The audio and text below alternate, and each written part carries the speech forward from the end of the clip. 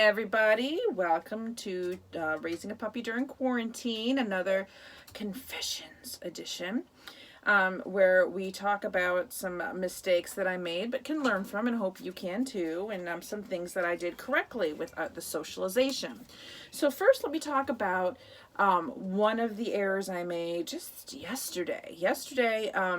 I was in a hurry. We were trying to get out for the day, and I wanted to take the dogs for a walk. And I usually, when I take the two of them, when I have a brand new dog, I generally either take that new dog on a walk by themselves, or I have somebody else so I can focus on what that brand new dog is doing and not worry about what two dogs are doing.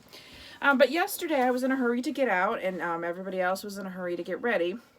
So I took my two dogs on a walk and took off. So you've all met Luna, my puppy, right? She's the one that I'm socializing, but my older dog was not well socialized. I got her at 9, and she had lived her life in a kennel, right? So there are always some issues, things I need to be clicking and treating with her when she's on walks as well.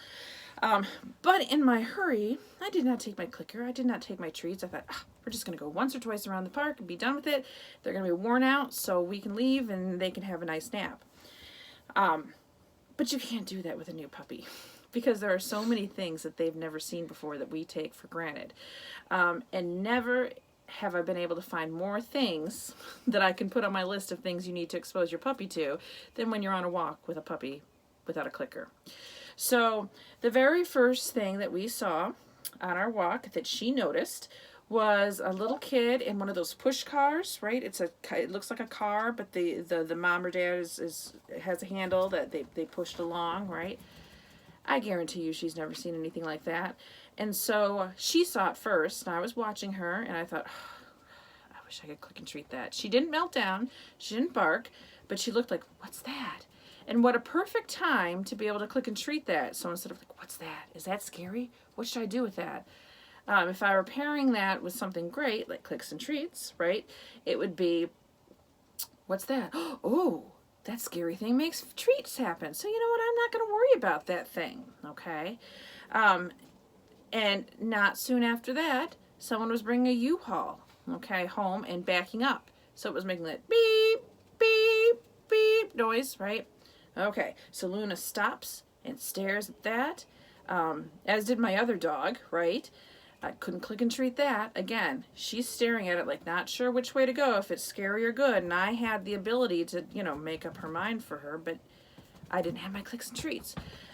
And so the next thing that we saw was a FedEx truck stopped right near the curb near where we were walking. And they heard the noises coming out of that FedEx truck as the driver was moving boxes around. And then all of a sudden he pops out, the side door. So again, she looked like, oh, what's that? Okay. And then we passed lots and lots. It was a nice day, the day that we were out walking. So lots and lots of strollers. She has seen some of those. But every kid makes different noises. It would have been a great thing to click and treat. So what do you do when you find yourself in that situation? Well, you learn from your mistakes. I was able to praise her and be like, good puppy, look at that. Which is better than nothing, but quite honestly, we're talking like that to her all day long. It's nothing special. So if we would have been able to pair it with something she loves, food, she loves food. She's trying to click my clicker right now. Then it would have had much more of an impact, okay? So it was not, I live and learn, right? It gave me a whole lot more things to put on my list of things that I would like to, take control of and expose her to safely. She's a puppy. She's gonna find trouble. We're in our camper right now, and she found a little hole in the upholstery behind me, and she wanted to chew on that, right? So again, that's a mistake. Why is that a mistake? I allowed her access to that. If I just sat back like this, she couldn't pull on that and be reinforced for that behavior. Because even if I stop it, it was fun. It was fun for her. So preventing all those things are really important, okay? So let's talk about things that went right. You see yourself on it? You see? Yes. Okay, so we of course like to spend a lot of time around water. So it's very important to us that she is comfortable with all of the things that go into that, okay? If you've seen the wobble with a teeter-totter, part of the reason that I that's such an important thing for me is not just for general, so you want your dog feeling comfortable with as many different environments as possible. But I know if she's on a boat with us, right, it's going to be a little wobbly, right? So, and we also know water tends to splash. So we took her to the park, and we're going to splice in some videos and some pictures. We took her to the park a while back, and we went to the shoreline, and we sat there for about half an hour. And the water was, you know, the waves were hitting and creating a little bit of a splash. And at first she didn't want to get close to that and get wet.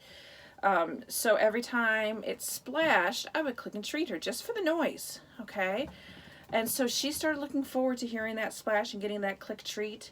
And then she started walking around the rocks, because there were cement blocks that were broken up around the shoreline, and that's what we were sitting on. So I was clicking and treating her for walking around those blocks because they were a little unstable. Well, by the end of our half hour there, she was walking right down to the edge of the water on the cement blocks. Very excited. The other thing, and I'm hoping I can explain this so you can see it, is behind us on the shore there was a walking path. And so when people would walk by there, I was able to click and treat her, and dogs and bikes, okay, and rollerblades and skateboards, right? So click and treat whenever she would take notice of that. Then we walked over to the other side of the park where there's a canal where lots of boats come out, and as boats come out and make their noises, each boat makes a little different noise. We're clicking and treating her for watching that. Those are sounds we want her to be very comfortable with too.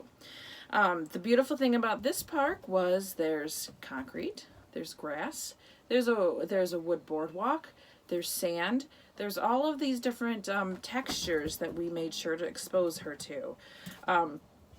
So we were able to, make her feel comfortable. Now, the other thing about this, she's really getting into it now. She says, "It's time to work with me. I'm bored."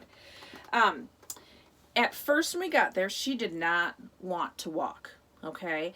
So this is going to, this would be, if she were a larger dog, could be an issue. But if you start them out young enough, okay, we do not want to drag them. That's not going to make them feel good about any environment that they're in, right? We want it to be their choice. We want it to be good. We want it to be fun. This will be associated with how they feel about everything they see there. So she's small, and most puppies, under a certain age, can do this. So we have a carrier that we put her in, so she doesn't have to walk. Okay, so we didn't have to worry about dragging her along. We just put her in that carrier. My daughter wore her on her front, and I was clicking and treating whenever she looked at things. After we spent time clicking and treating on the shore, she did go back in the carrier. But eventually she wanted to walk. She was confident enough, you could tell she was, because when she stopped, when we first hit the trail, she stopped, and I could tell when puppies do that, it's because the environment's overwhelming, right? So we just wanted her to feel safe and close to someone and getting clicked and treated. She continued to take treats. If she had not taken treats, I would have stopped the whole experience. We would have just gone home. I know. So you take a look at the videos, and there's the videos that we spliced in and the pictures. See, that was a really good day of socialization. Now, one thing I will say is eventually she did walk, okay? So if you've got a puppy that likes to pull you on walks, you want to be careful about that, because really what we tell you is don't walk your dog until he knows how to walk well on a leash. Otherwise, you're reinforcing bad behavior.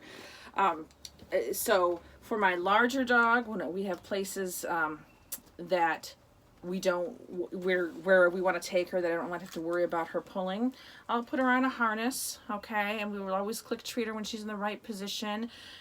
It's a process. You need to, no matter what tool you use, you need to teach them how to walk on a leash.